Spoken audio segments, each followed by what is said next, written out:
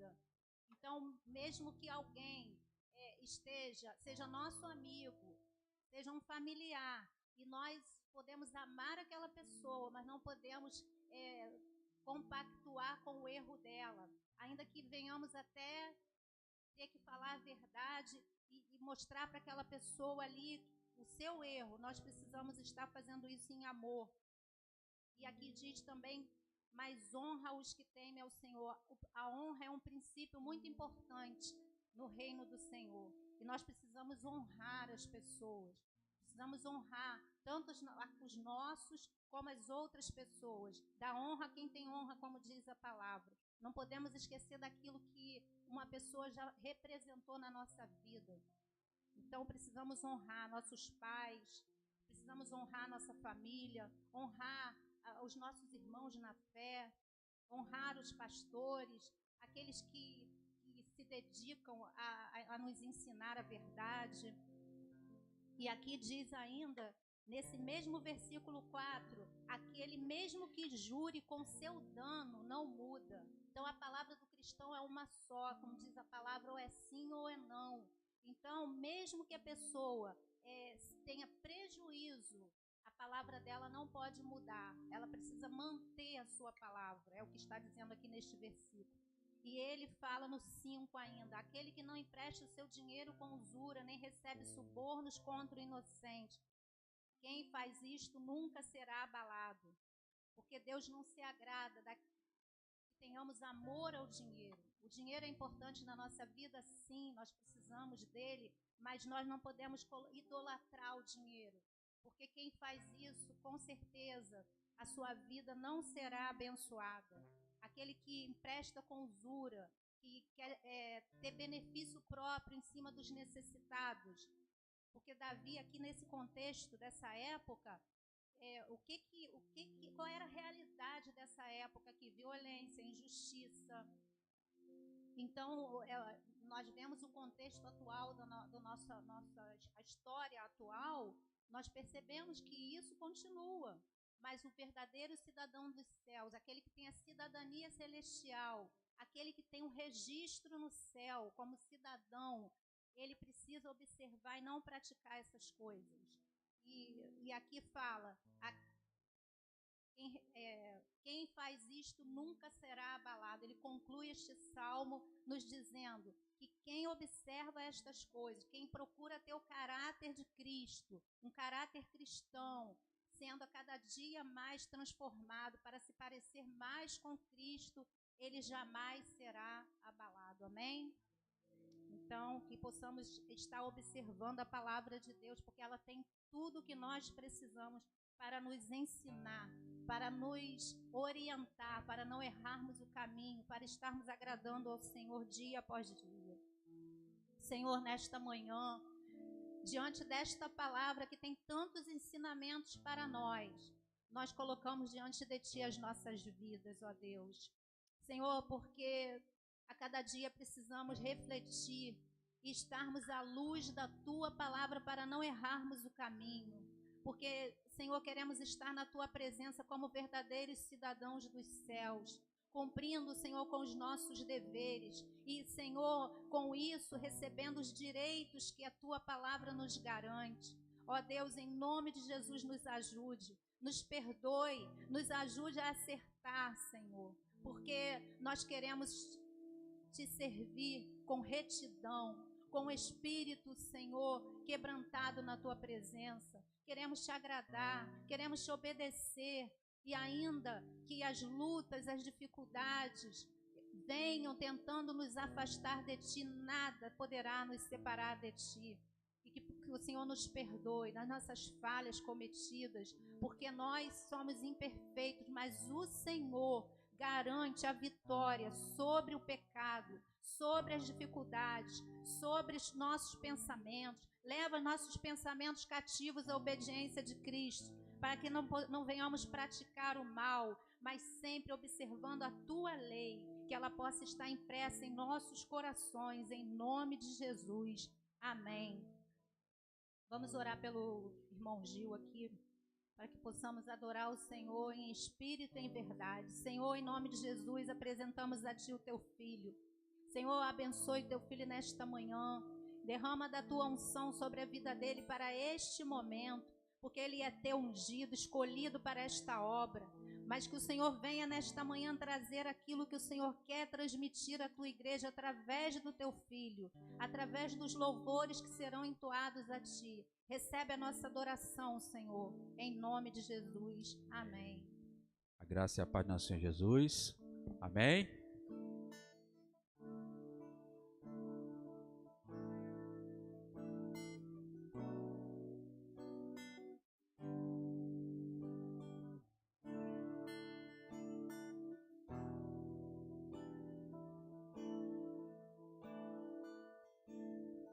Eu tenho sede de ti, minha alma anseia por ti, só me satisfaço quando estou junto aos teus pés. Eu tenho sede de ti, minha alma anseia por ti, manancial, única fonte de vida tu és. Tu és essencial, Senhor, para as nossas vidas. Mas um dia amanhece, Deus, e aqui nós estamos carentes, nós estamos dependendo da tua graça, do teu favor, Senhor, da tua misericórdia sobre as nossas vidas.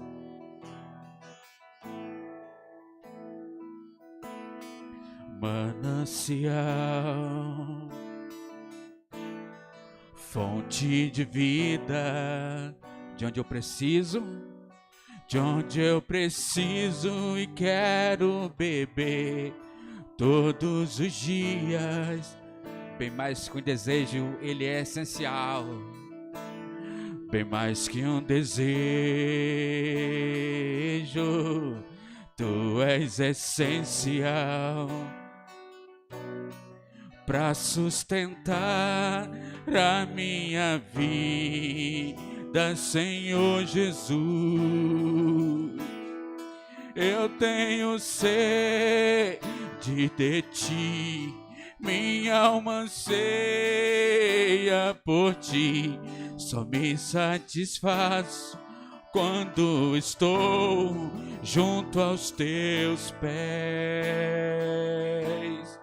Eu tenho sede de ti, minha alma anseia por ti, manancial, única fonte de vida tu és. Manancial, manancial, fonte de isso, de onde eu preciso e quero beber todos os, bem mais que um desejo, bem mais que um desejo, tu és essencial para sustentar a minha vida, Senhor Jesus. Eu tenho sede de ti, minha alma anseia por ti, só me satisfaço quando estou junto aos teus pés. Eu tenho sede de ti, bem manancial, única fonte de vida tu és. Bem mais que um desejo, tu és essencial para sustentar a minha vida, Senhor Jesus. Você pode repetir? Bem mais que um desejo, tu és essencial para sustentar a minha vida, Senhor Jesus. Mais uma vez para ficar gravado. Bem mais que um desejo, Tu és esse para sustentar a minha vida, Senhor Jesus. Eu tenho sede de Ti, minha alma anseia por Ti. Só me satisfaço quando estou junto aos Teus pés. Eu tenho sede de Ti, minha alma anseia por Ti. Manancial, única fonte de vida, Tu és. Bem mais que um desejo,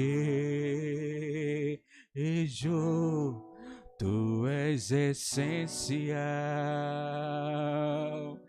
para sustentar a minha vida, Senhor Jesus. Senhor, Tu é muito mais do que podemos, Deus, imaginar, Senhor. Tu és muito mais do que simplesmente nos dar, Senhor, alguma bênção que nós precisamos, algo, Senhor, que nós queremos, mas Tu és, Deus, essencial, Senhor, para sustentar a nossa vida, Senhor. E mais um dia se inicia, Senhor, isso não muda, o Senhor continua sendo essencial para nós, e nós precisamos de Ti, Senhor. Aleluia, louvado seja o nome do Senhor Jesus. Estamos adorando nosso Deus com nossos dízimos, nossas ofertas. Se você também tem seu pedido de oração,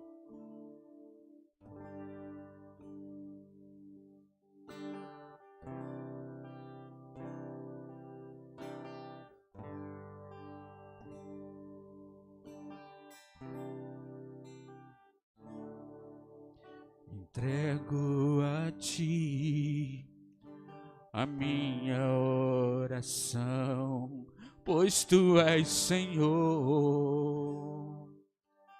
fonte de águas vivas que há em mim. És a minha esperança, eu descanso em Ti. Posso confiar que a vitória está por vir.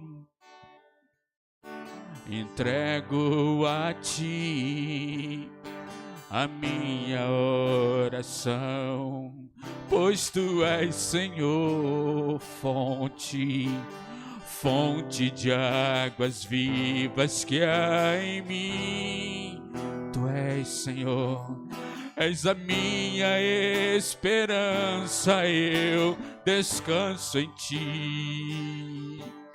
Posso confiar que a vitória está por vir. Seguro estou em Ti. Tu és o Deus de amor. Não temerei o mal, Tu és o grande eu sou. Eu ergo minhas mãos, preciso receber a Tua palavra, Deus, quem me fará vencer. Seguro estou em Ti, Tu és o Deus de amor. Não temerei o mal, Tu és o grande eu sou. Eu ergo minhas mãos, preciso receber a Tua palavra, Deus, quem me fará vencer. Seguro estou em Ti, Tu és o Deus Não temerei, não temerei o mal.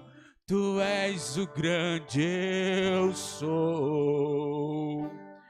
Eu ergo minhas mãos, preciso receber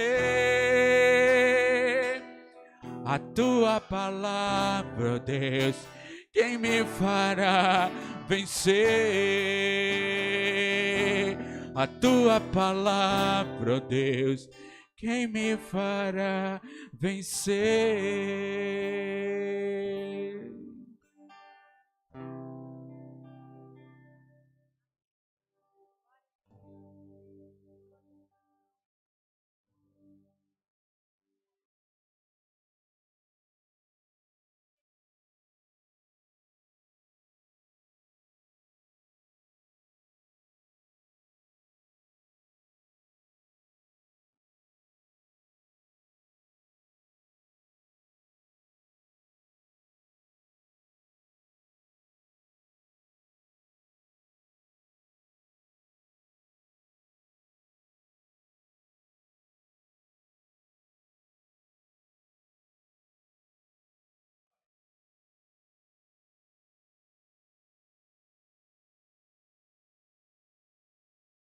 Glória. Amém, glória a Deus. Queria convidar a irmã Júlia para estar orando aqui pelos dízimos, ofertas e os pedidos de oração. Amém?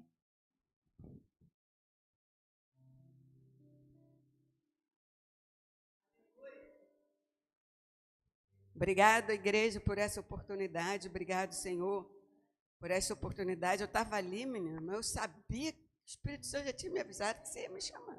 É de Deus. Eu quero compartilhar com a igreja. Deus me deu um sonho esses dias, né? E eu estava ali refletindo, eu tenho refletido sobre esse sonho. E foi algo assim impactante. Deus me mostrou Ele derramando chuvas de bênção sobre a sua casa, sobre o seu povo. E era uma chuva torrencial, uma chuva, parecia uma neve, era neve.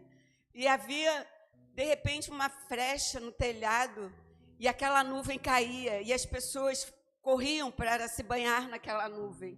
E era muito branca, muito branca, muito branca. E Ele derramava e havia muita luz, muita glória.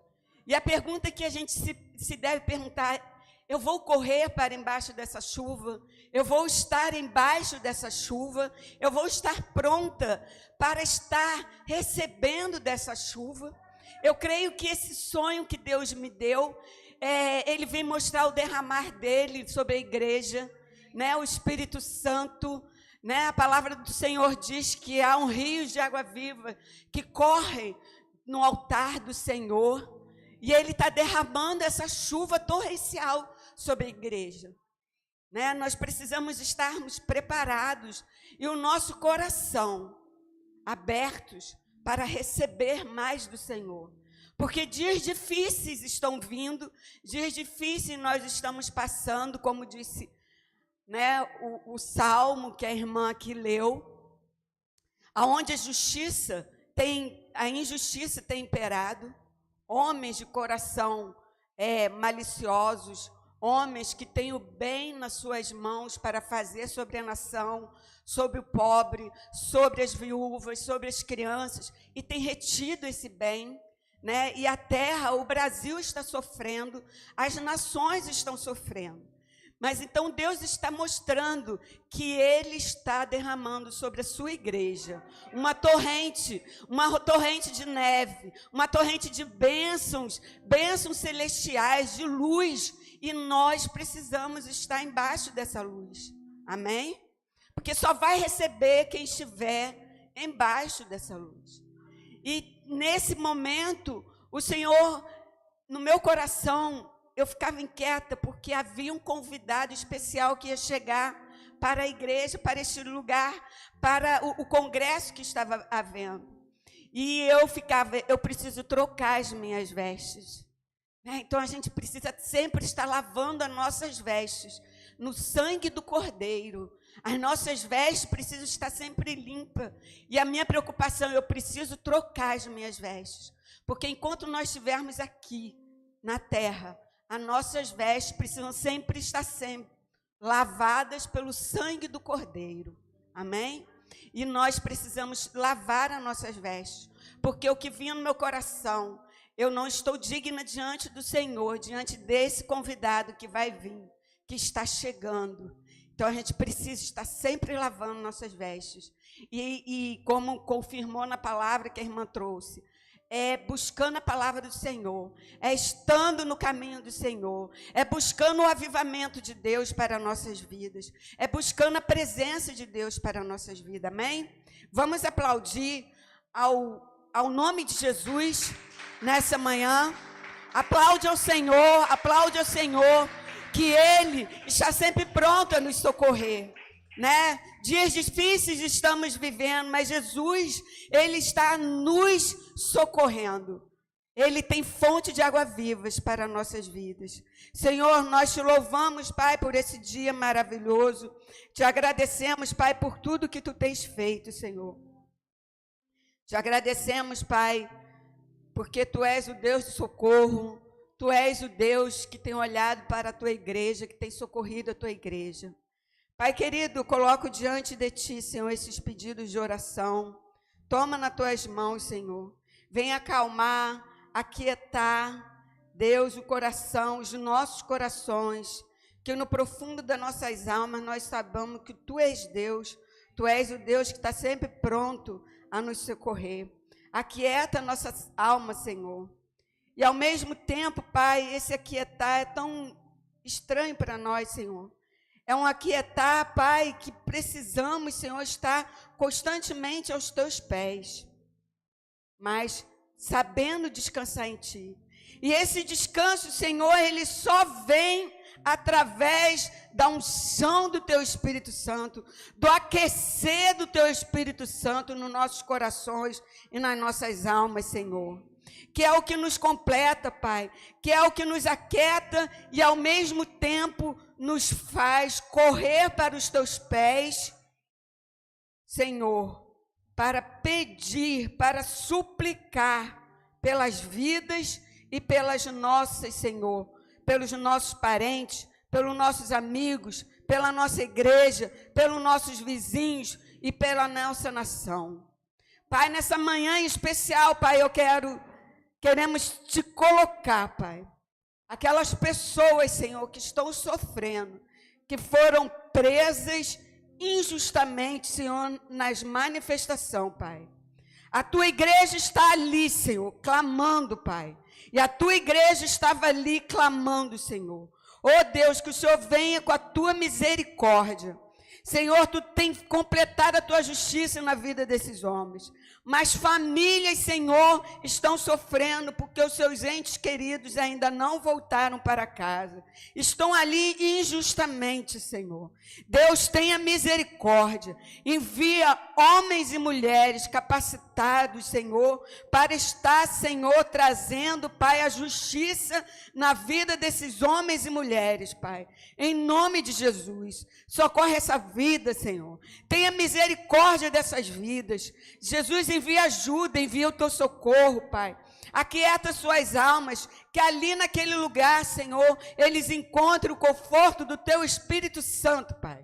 Envia Teus anjos, Senhor. Assim como Tu foste com Paulo, com os Teus profetas. Senhor, em meio às prisões, Tu enviaste os Teus anjos, Senhor, e trouxe a liberdade àqueles que estavam cativos, Pai. Oh Deus, vem sustenta esses homens e essas mulheres, em nome de Jesus.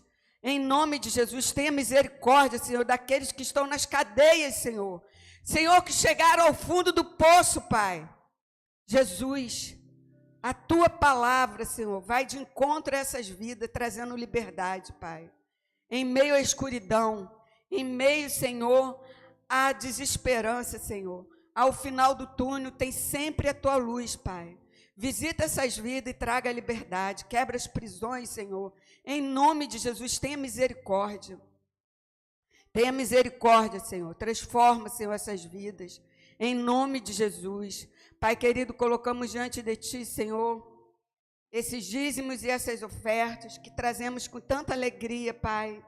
Deus, que essa alegria esteja constante nos nossos corações. de ofertarmos um pouco daquilo que Tu tem nos dado, Pai.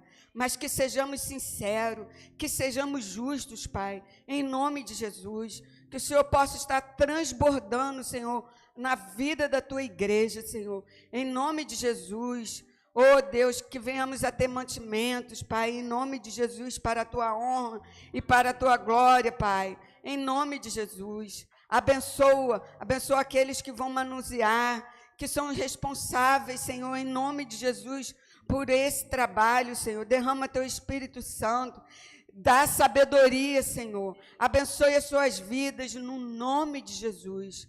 Obrigado pela vida de cada um que está aqui, Senhor. Que o Senhor esteja derramando o Teu Espírito Santo nessa manhã, visitando os corações, Pai, em nome de Jesus. Amém e amém. Aplaudamos ao Senhor, que Ele é digno de toda honra e de toda glória. Aleluias. Obrigado. Amém. Glória a Deus. Vamos agora estender as nossas mãos para orar pela palavra, um momento tão importante, entregar nas mãos do Senhor. Senhor, nosso Deus, nosso Pai, te agradecemos por tudo que o Senhor já realizou hoje aqui, nesta manhã. Sabemos que o Senhor está presente, porque invocamos a um Deus vivo, a um Deus todo-poderoso, que nos abençoa, que nos direciona. Senhor, em nome de Jesus, queremos apresentar a Ti a palavra que será ministrada através do Teu servo. Guarda o Teu filho de toda retaliação do mal, guarda a sua casa, a sua família, Teu emprego, tudo aquilo, Senhor, que o envolve. Senhor, prepara os nossos corações e as nossas mentes para ouvirmos a Tua voz e nos dê, Senhor, a direção que Tu queres, em nome de Jesus. Amém. Graça e paz. Amém. Glória a Deus. Vamos abrir a palavra no livro de Gênesis.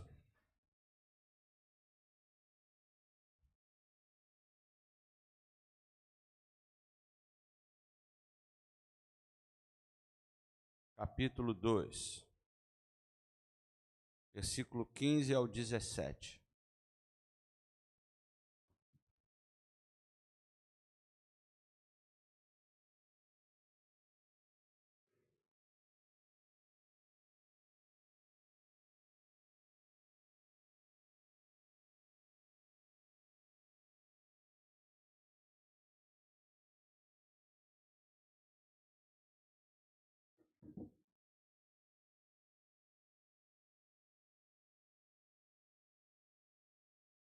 Aleluia. Quem achou da glória? Oi? Pode ser, glória a Deus. Né? A mim não, né? Por favor. Deus é subentendido, como no livro de Esther. Amém? Tomou, pois, o Senhor Deus ao homem e o colocou no jardim do Éden, para o cultivar e o guardar. E o Senhor Deus lhe deu esta ordem: de toda árvore do jardim comerás livremente, mas da árvore do conhecimento do bem e do mal não comerás, porque no dia em que dela comeres, certamente morrerás. Vamos orar. Senhor meu Deus, nós queremos louvar e glorificar o Teu santo e poderoso nome, te agradecendo pela porção da Tua palavra que nos trazes à luz nessa manhã. Abre nossa mente, nosso entendimento, para que possamos compreendê-la pela Tua graça e nos dê força e sabedoria para colocá-la em prática no curso da nossa caminhada. Senhor meu Deus, em nome de Jesus, que o Teu sangue guarde nossas casas e lares de toda a investida do destruidor. Guarda também todos os nossos queridos e as nossas fontes de toda retaliação do mal. No nome santo e poderoso de Jesus. Amém e amém. Os irmãos podem assentar-se. Mantenha a sua Bíblia marcada, se você usa a Bíblia de papel. Não há nenhum mal em usar a Bíblia de celular. Mantenha sua Bíblia marcada e vamos lá para Apocalipse capítulo 1. Amém? Mas mantém marcado aí que a gente vai voltar a Gênesis. O som aí atrás meu está chegando bom? Amém? Ô Gil, acho que tem que diminuir o meu retorno aqui que está reverberando. Eu estou até me segurando de não falar. Aleluia. Glória a Deus. Aleluia. Glória. Agora sumiu todo, zerou. Aleluia. Tá bom. Agora tá bom, tá bom. Tá quase igual estava antes, né? Alguma coisa está acontecendo aí. Estou dando uma reverberada aqui nas minhas ideias. Mas não dá tranquilo. Qualquer coisa a gente vê depois para de noite. Todos aí acharam Apocalipse, que é o último livro, não é fácil de achar também. Amém? E vamos ler aí o versículo 7 e 8. Diz assim: Eis que vem com as nuvens, e todo olho verá, até quantos o transpassaram, e todas as tribos da terra se lamentarão sobre ele. Certamente, amém. Eu sou o Alfa e o Ômega, diz o Senhor Deus, aquele que é, que era e que há de vir, o Todo-Poderoso. Amém? Em tempos de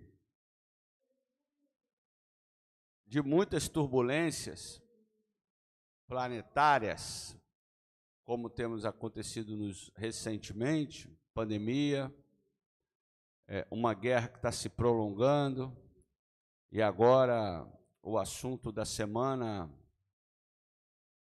provavelmente alguns ouviram falar, são os chamados mísseis hipersônicos, né?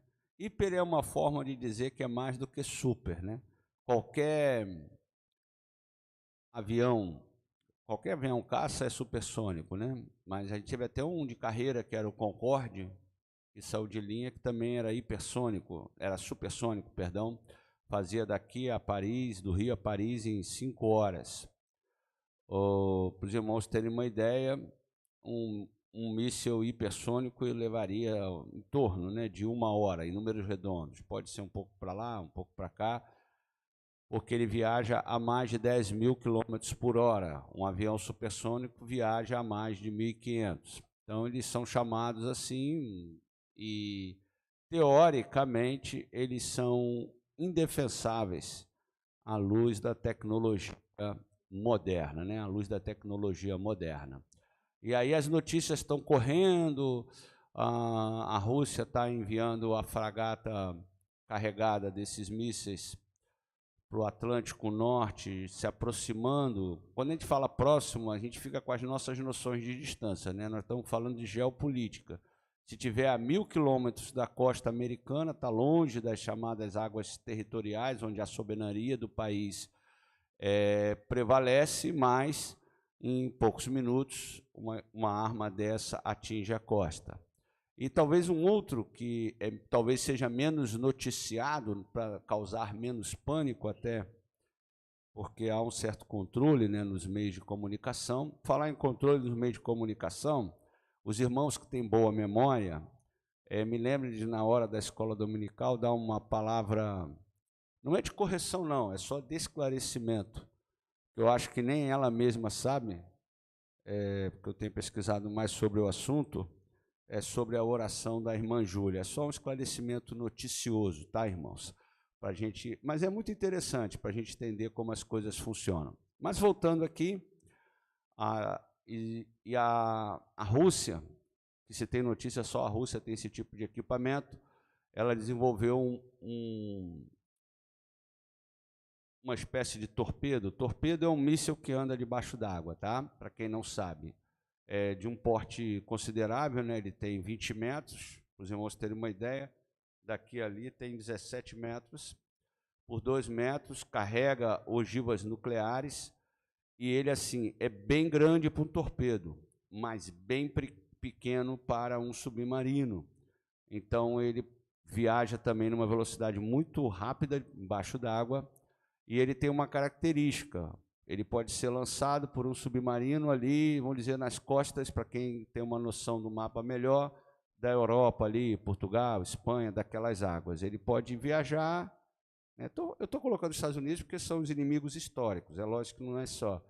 E estacionar a 200 quilômetros da costa da Flórida ou de Nova York, por exemplo, e ficar lá parado, como se fosse um submarino não tripulado, né?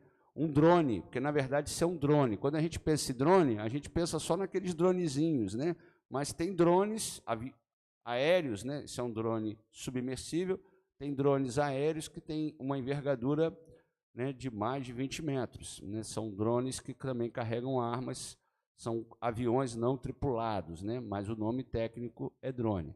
E aí as pessoas ficam com mais medo do fim do mundo, ficam com mais medo desse momento aqui, porque quando esse momento acontecer, a história já está determinada. Já está terminada quem foi para o inferno, quem não foi para o inferno, já está tudo determinado. Quando essa hora chegar, quando todo olho o verá vindo nas nuvens.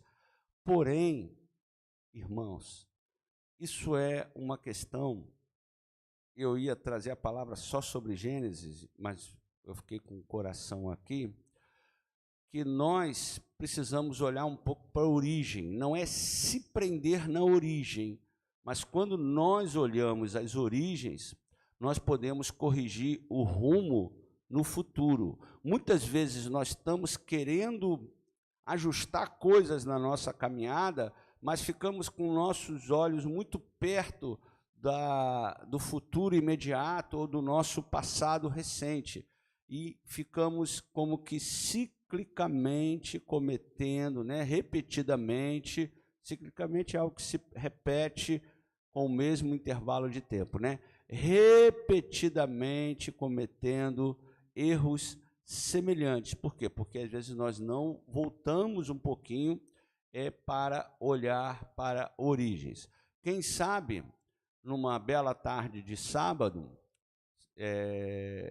se for chuvosa é até melhor, porque gasta menos luz, a gente um dia, se tiver 3 ouvintes, a gente estude um pouco, porque não dá nem para começo de conversa, um período de tarde ou tarde e noite, de Apocalipse. Porque muitos fazem muitas perguntas, e são perguntas pertinentes. Olha, até que ponto Deus vai usar os elementos terrenos? O que eu chamo de elementos terrenos? O elemento humano vai usar os elementos humanos para fazer o seu juízo, e a partir de que momento ele vai intervir sobrenaturalmente? Eu posso garantir para você que só ele sabe, sem sombra de dúvida, mas dá para a gente suspeitar, né, de algumas coisas. Alguns falam assim, pergunta que eu tenho ouvido de crentes e não crentes, né? Mas se deflagrar uma guerra maior com o uso de armas nucleares e etc. e tal, é sinal que chegou o fim dos tempos? Não sei.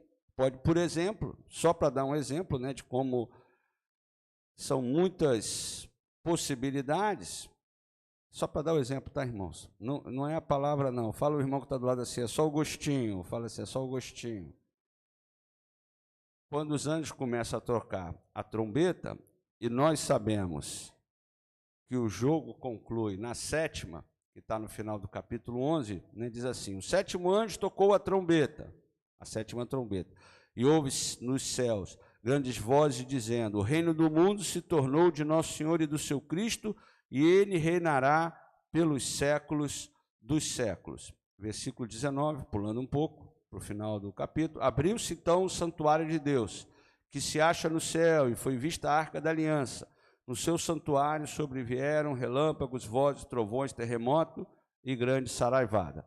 Quando chegar na 7ª trombeta, que é citada em Tessalonicenses, que é citada em Coríntios, que é citada em alguns livros do Antigo Testamento, o jogo está encerrado. É só a entrega dos troféus. Igual imagina um jogo olímpico, né, ou uma final de Copa do Mundo. O juiz apitou ali a final, acabou o jogo. Aí a entrega dos troféus, o perdedor chora, o vencedor comemora. É lógico que não é um processo de alguns minutos, isso ainda pode levar dias, semanas ou meses, aí dependendo de como se interpreta o texto, mas na primeira trombeta, e tem entre a primeira e a sétima trombeta, você explica para o seu irmão que tem 5. Fala aí, ó, entre a primeira e a sétima, tem 5 trombetas. Pô, não é possível, você não sabe fazer conta, ou está achando que o pastor errou na conta. Fala com coragem para ele aí, para saber que você está acordado. Irmão! Ô, que coragem, irmão! Eu vou chamar o Giz para louvar, para vocês desenferrujarem aí de novo as cordas vocais. Entre a primeira e a sétima, tem 5 trombetas. Não, porque eu acho que vocês estão com dúvida, é porque fugiram da aula de matemática. É uma conta fácil, né, irmãos? Mas a primeira trombeta, se você está acompanhando, está no capítulo 8, versículo 7, é um versículo só. O primeiro anjo tocou a trombeta, e houve saraiva de fogo de mistura com sangue, e foram atirados à terra. Foi então queimada a terça parte da terra e das árvores, e também toda a erva verde. Quando a gente compara essa linguagem com a linguagem do Antigo Testamento, que fala das guerras, como eram feitas no sistema do Antigo Testamento, assim, tudo aí há mais de 2.000, 2.500 anos atrás, a gente vê o paralelo, quando a gente vai comparar com a tecnologia moderna, né? Hoje o homem tem tecnologia para fazer isso com razoável facilidade, né? Queimar a terça parte da terra. Não precisa Deus mandar um meteoro do céu, uma chuva de relâmpagos, nada disso. Nós já dispomos dessa tecnologia. E na história bíblica, fica muito claro que Deus levanta o elemento humano para fazer o seu juízo. O caso mais clássico, existem vários, você lê o livro de Juízes para você entender isso, é o melhor livro para você entender isso, é um item que relata bem isso em altos e baixos e explicando. Mas o caso mais clássico é o exílio da Babilônia, que Deus fala, do norte eu chamei o mal para executar juízo, e vai dizendo como é que primeiro os assírios que vieram do norte e eliminaram o povo de Israel, acabaram com a identidade do povo, e numa segunda etapa, 100 e poucos anos depois, os babilônios da mesma região, da região chamada da Mesopotâmia, vieram e levaram cativo o povo de Judá. Então, seus irmãos aí que estão pensando se isso é uma possibilidade, isso é uma possibilidade, mas você vira para o irmão que está do teu lado e fala assim, irmão ou irmã, fala assim, irmão, irmã, fala, se preocupe com as origens. Amém. Então, vamos voltar lá para as origens, que está em Gênesis, né? Nós estamos aqui entre essa ordem que Deus deu para Adão, que nós já sabemos que foi desobedecida, e o tempo que está na introdução de Apocalipse, quando ele vier nas nuvens, e todo olho verá, e todas as tribos da terra se lamentarão sobre ele.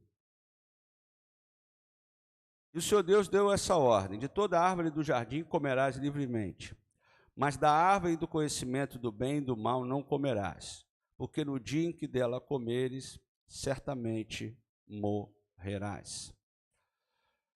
Eu acompanho um analista jurídico, né? Político também, mas ele é mais jurídico, e ele estava citando uma figura que tem se tornado muito conhecida no nosso meio. Esse cara é o Dr. Sandro Gonçalves, ele é um analista. O Pablo Marçal, que é uma figura muito conhecida no nosso meio. E ele fala uma coisa que é verdade. Muitas vezes nós não temos sucesso em certas coisas porque não prestamos atenção em detalhes, né? A gente não pode se prender aos detalhes, mas também não pode desprezar. É um equilíbrio não muito fácil de achar. E quando a gente aqui vai para a palavra, de um modo geral, as traduções vão trazer assim, certamente morrerás, com certeza morrerás. E no nosso imaginário, né, nós temos uma visão imediatista. Se Adão tinha, ou Adão e Eva tinham, é difícil da gente deduzir, né? Mas no nosso imaginário a gente tem uma visão imediatista, né? Se a gente fala assim, não faz isso, que vai acontecer aquilo, nós entendemos que aquilo vai acontecer na mesma hora, ou no espaço de tempo muito grande.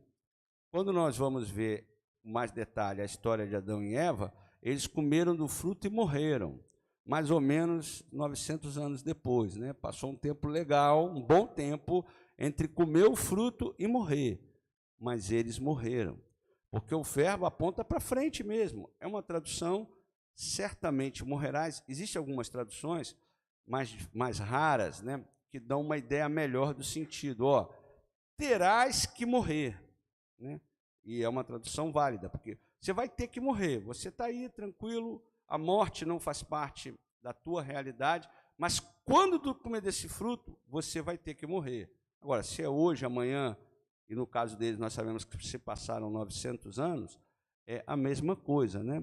O médico fala para a gente assim, não faz isso porque você vai morrer, não come isso porque você... Não vou olhar, eu vou olhar para o alto, porque para não achar que eu estou falando com alguém, né? Porque pode ter alguém aí desobedecendo os médicos, então eu vou falar olhando para o alto assim, amém? Aí o médico fala assim, não faz isso porque você vai morrer. Às vezes o médico vê não a morte, mas um risco, né? Olha, não faz isso, porque se você fizer isso, você vai acabar ficando cego, né? Ou perdendo a perna, que é uma coisa, mas o pé, a perna, em problema de diabetes. Não quer dizer que você vai comer uma lata de doce de leite condensado, feito pelo pastor. O pastor só sabe fazer duas coisas mais ou menos bem na cozinha, café e leite condensado, né? Leite condensado, leite moça. Na panela de pressão, tem que ter uma tecnologia muito avançada para ele sair gostoso, e o pastor desenvolveu essa tecnologia. Não, você não vai... Você vai entrar num processo que vai te levar à perda da visão ou à perda de um membro, se você é diabético. Se você tem problemas que são mais propensos a uma fatalidade, como um problema cardíaco, né? Aí o médico fala para um fumante assim, olha, se você fumar, você vai morrer. E o cara vai dizer, não, é claro, e se eu não fumar, eu vou morrer também. Isso é uma verdade. Só que se fumar, vai morrer mais rápido. É isso que ele está querendo dizer. Aqui não é questão de morrer mais rápido ou não. Não havia morte. Comendo do fruto entrou a morte. E aí a questão da origem é, o que significou? Qual é esse sentido do pecado original? E eu quero passar para você uma face do pecado original, que é algo que nós estudamos, eu falo os principais estudiosos, né? Nós, quem sou eu, e se tem uma certa dificuldade de estabelecer. O senso popular o pecado original é a desobediência. De fato, ele desobedeceu. Mas quando você vai estudar, você se pergunta assim, não, mas o que veio antes, né? O que levou ele a desobedecer, né? O que levou ele a desobedecer, né? Imagine uma pessoa que não enxerga bem, E aí você tem um fogão de alta pressão bem regulado. Quando o fogão de alta pressão é bem regulado e você liga, não sei aí se a irmã Cicinha já viu isso, coisa e tal, a chama é bem clara, muito forte, bem clara. Se você botar a panela, ela abre e você vê. Já viu? A chama é clara. Imagina uma pessoa com a deficiência visual mais grave, que ela enxerga as coisas mais assim como vulto. Eu nunca tive isso, mas eu conheço pessoas que tiveram catarata e a catarata avançou antes de você operar. Então você vê as coisas assim como vultos. E aí alguém fala para ela assim, ela está numa cozinha, num ambiente, tem um fogão, e ela enxerga que tem um fogão e avisa, olha, não bota a mão em cima do fogão, porque ele está aceso. E você vai queimar a mão. A pessoa, naturalmente, ela não vai botar a mão em cima do fogão. Agora, se ela não acredita em mim, ela fala, esse pastor Cláudio é um mentiroso, é um fanfarrão, essa chama não está acesa. Ela vai botar por quê? Porque ela não acreditou. Isso é o que se trabalha no pecado original. Antes de comer, eles comeram porque não acreditaram. A Eva acreditou mais na conversa da serpente do que na palavra de Deus. E, por tabela, Adão acreditou mais na conversa de Eva, a mulher que o Senhor me deu, né, como ele falou para Deus, do que na palavra de Deus. Mas eu queria andar um pouco para trás, de forma um pouco ousada, que algumas Bíblias de estudo trabalham essa questão, como a Bíblia de Jerusalém. Mas em si, qual é o problema de comer da árvore do conhecimento do bem e do mal? É um problema muito visível hoje, se você mudar a forma como a sua mente percebe as coisas. O problema é que eles estavam entrando na soberania de Deus. Eles entraram na soberania de Deus. Quem determinava o que era bem e o que era mal, para eles, era Deus. Isso pode, isso não pode. Nesse momento aqui da história, só não podia comer da árvore. Nós não sabíamos, se não existe a história, se as coisas caminhassem, eles crescessem, multiplicassem, o jardim do Éden ficasse apertado, tivesse que ir para lá, e Deus falava, ó, ali para o lado do sul você pode ir, mas não sobe mais ao norte, podia dar... Isso não está na Bíblia, isso é uma invenção da minha cabeça. Nós não sabemos, nós só sabemos até aqui, o que está claro para a gente. Mas o fato é que eles desejaram, árvore agradável, desejável, ter esse atributo que Deus não tinha dado para eles. Deus não deu a Adão e a Eva, por tabela, a autonomia para decidir o que é certo e o que é errado. Era Deus quem dizia o que é certo e o que é errado, o que devia, o que não devia fazer. Aqui, nesse momento da história humana, está muito simples. Aí fala para o irmão que está do teu lado assim, hoje está bem complicado. Está ou não está? Nós conseguirmos saber o que é definição da parte de Deus, do certo e do errado, e o que é interpretação humana, esse é o meu e o teu desafio para o resto da vida. Quando o pastor, ou qualquer outro pregador, né, estou colocando o pastor pela responsabilidade, né, espiritual que tem, dá uma palavra, interpreta uma coisa e coloca aquilo ali como certo, você vai sempre se perguntar no seu coração, o pastor interpretou certo ou interpretou errado? Porque nos tempos antigos, se o profeta falasse errado, era fácil, tu jogava pedra no profeta e o problema estava resolvido. Por quê? Porque o Espírito Santo só era derramado sobre uma ou outra pessoa para orientar o povo. A partir do Pentecostes, o Espírito Santo é derramado sobre toda a carne. Então, o mesmo Espírito Santo que atua em mim ou em qualquer outra pessoa para transmitir a palavra, está no teu coração para você interpretar, entender aquilo que eu falo. Isso é muito bom.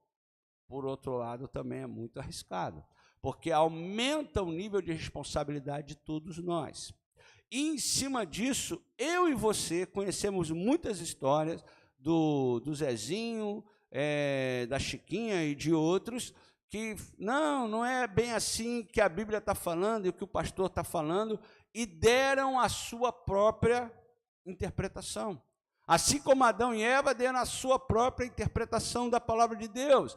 Deus exagerou, não é tão grave assim. E deu no que deu, nós estamos vendo aí.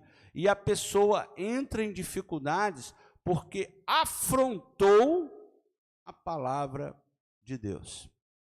E agora, gostaria de continuar, porque o texto pede continuar esse raciocínio, porque não é uma forma muito tradicional de se abordar o pecado original, mas Se você acha que deu para entender que o pecado original está relacionado com afrontar, confrontar, desrespeitar a soberania de Deus. Deu para entender? Amém?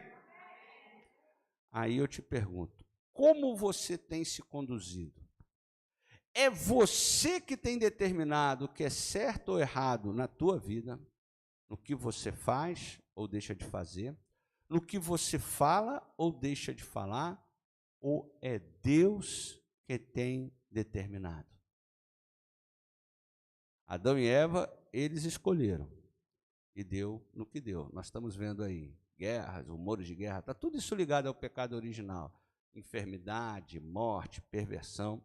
Mas como você, porque lá Adão e Eva, deixa eles para lá, nós não podemos voltar a ele. Mas hoje, como você tem se conduzido? O que tem sido a sua referência? As tuas ideias? O que você acha ou o que Deus diz? Isso vai fazer toda a diferença. Isso não quer dizer que vai dar tudo certo na sua vida. Não quer dizer. Porque quando a gente olha os heróis da fé, que eu acho que se conduziram várias vezes melhor do que eu tenho me conduzido, nós vemos alguns casos de muito sofrimento, muito insucesso à luz dos valores humanos, mas de muito sucesso à luz dos valores de Deus. Tanto que os 12 apóstolos são colunas na Nova Jerusalém. E nós não temos muitas notícias deles.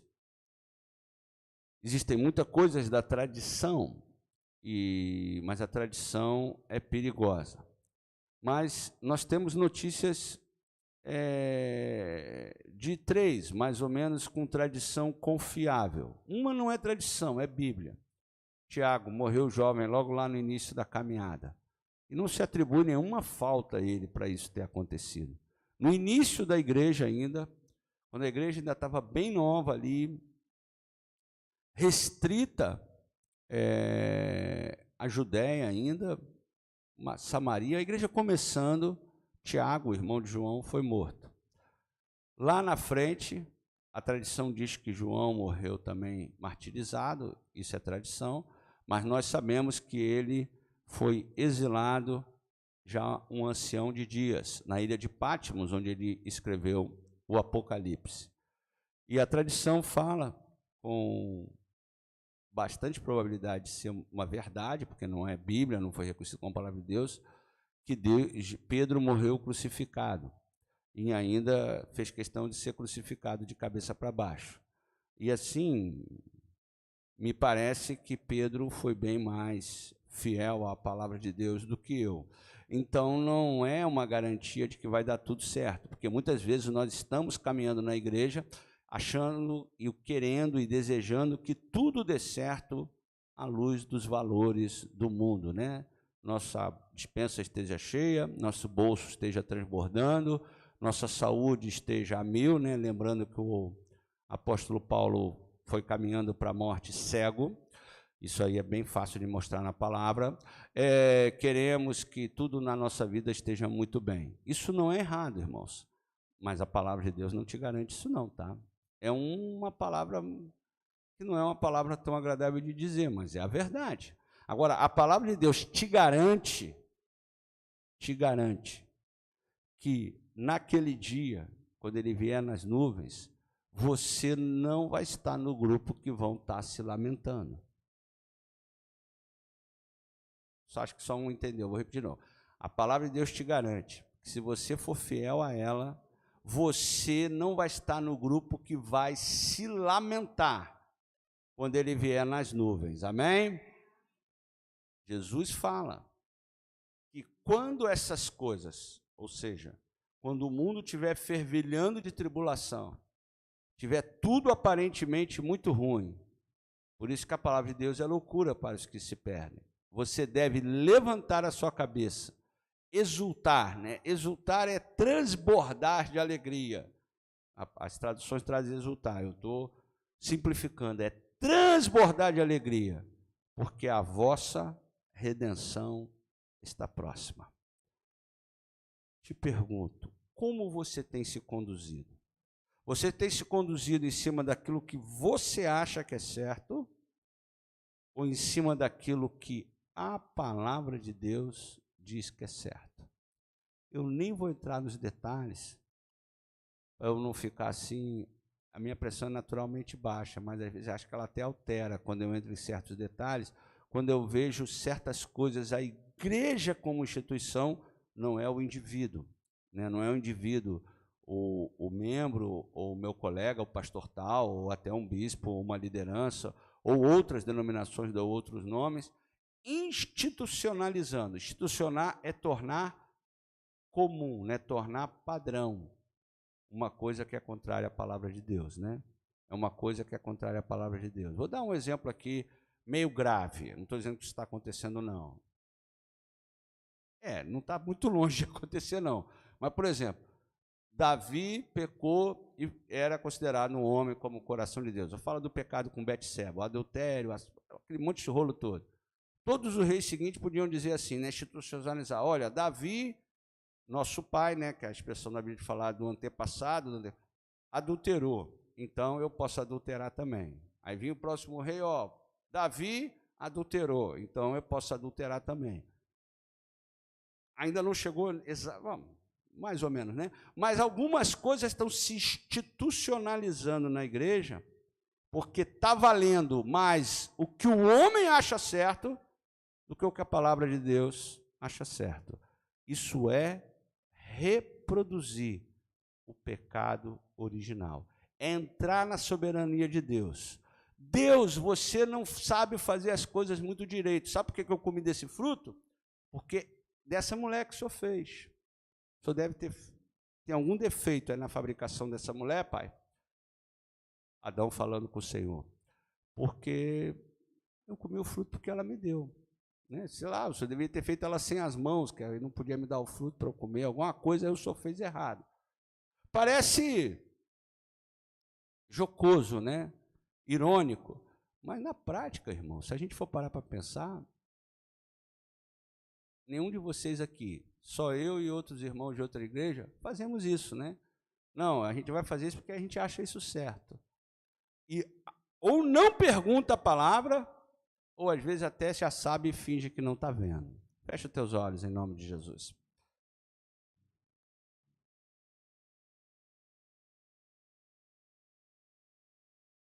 E reflete como você tem se conduzido.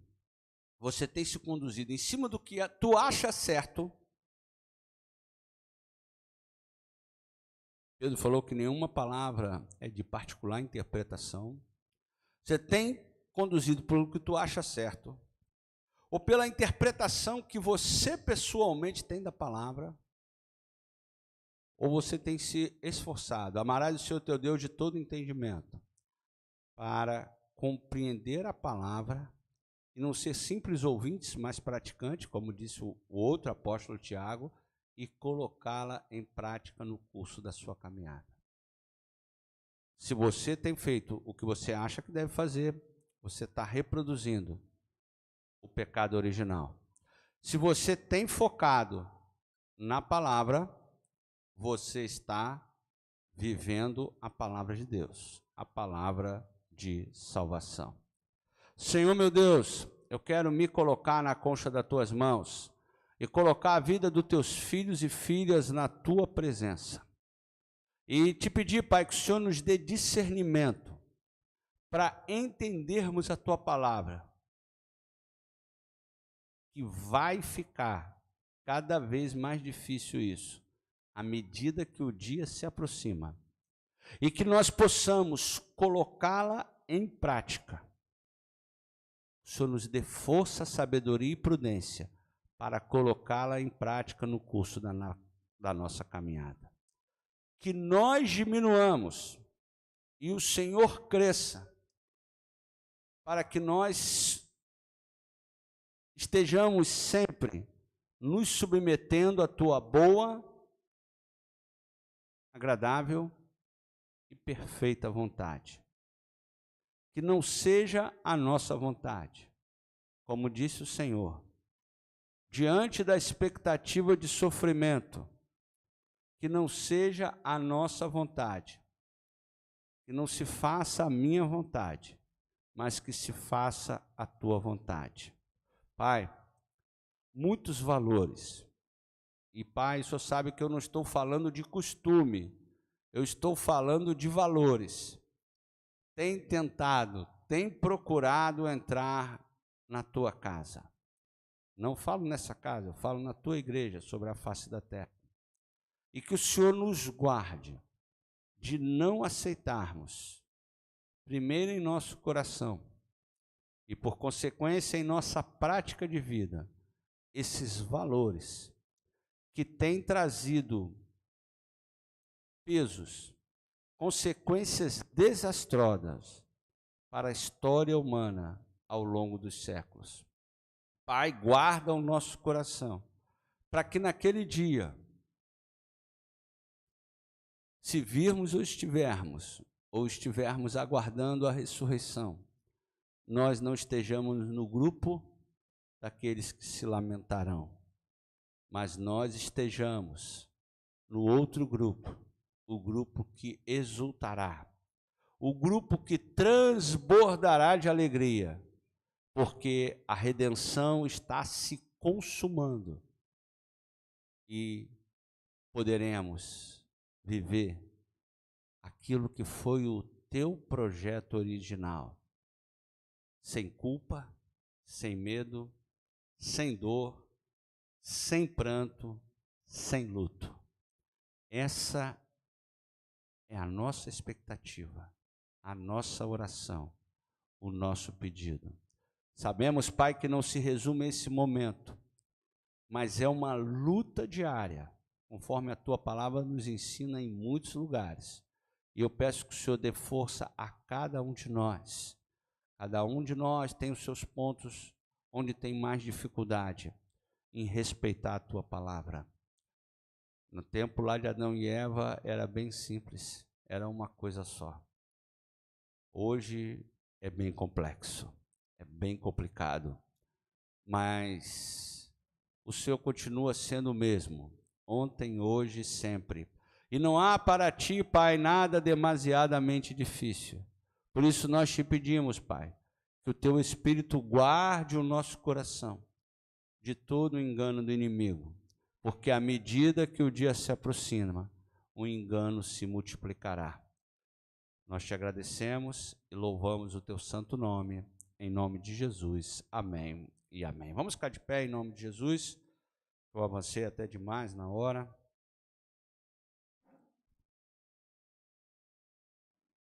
Amém. Senhor meu Deus, nós queremos te pedir a tua bênção sobre o nosso domingo, sobre nossas atividades, sobre a nossa nação, sobre aqueles que são autoridades, oficiais ou não oficiais, pela estrutura política e de governo da nossa nação, nesse momento de turbulência. Que o Senhor dê sabedoria, humildade a esses homens e mulheres, em nome de Jesus. Que o Senhor dê força à tua igreja para não desanimar e continuar intercedendo e continuar lutando, porque sabemos que essa não é uma batalha na terra, mas nas regiões celestiais, como sempre foi. Que o Senhor possa estar, Senhor, nos guardando o coração da tua igreja, para continuar perseverando e confiando em ti.